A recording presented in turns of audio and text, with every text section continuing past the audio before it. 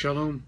This week we enter into the next Torah portion called Shmini, which always comes prior to the holiday of Passover, Pesach, when we celebrate our festival of freedom.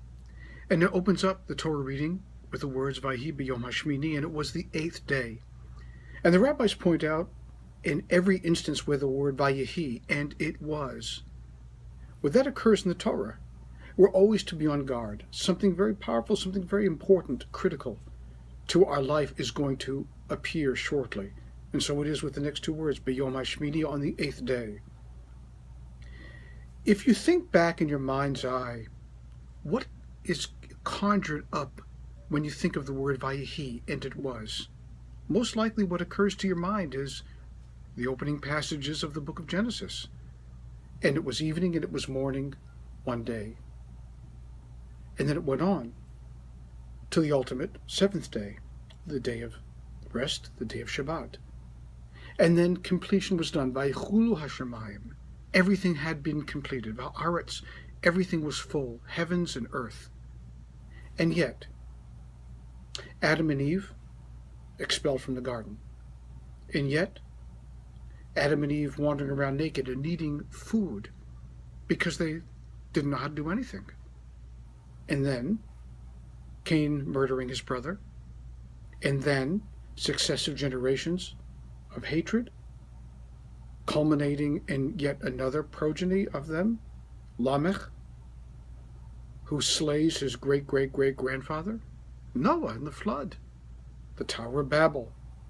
Why is it that the Torah tells us implicitly that if the world was complete and whole, that everything seems to go awry, everything seems to go wrong?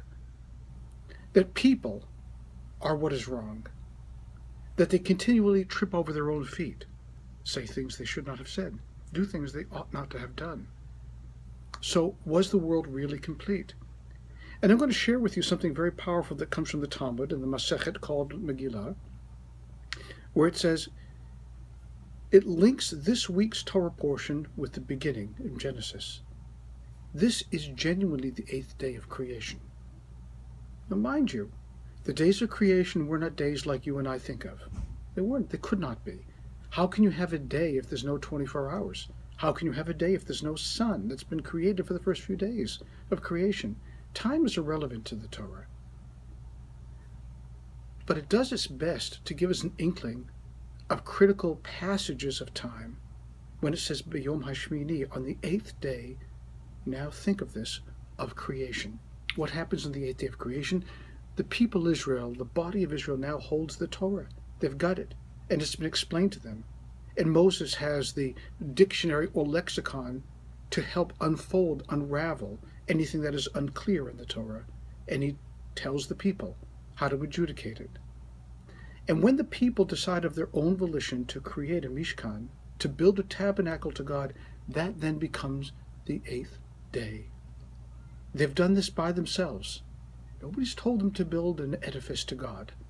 They've decided to do this simply because they know it's the right thing to do, and it's the right time, and they've got no ambivalence about putting all of their wealth into making this one structure.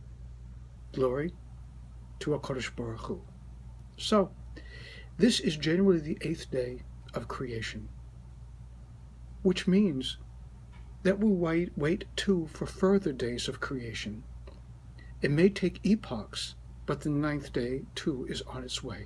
That's what the rabbis and the Talmud are trying to really tell us, that creation isn't done, that far from completed it is, but rather in process. And you and I, we are part of the process. What do we do to make a 9th day of creation? Our 9th day is when we become caretakers of ourselves, of one another, and of the world in which we live.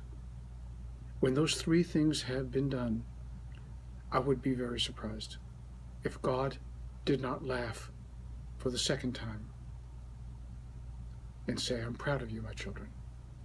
You have done well. Shabbat Shalom.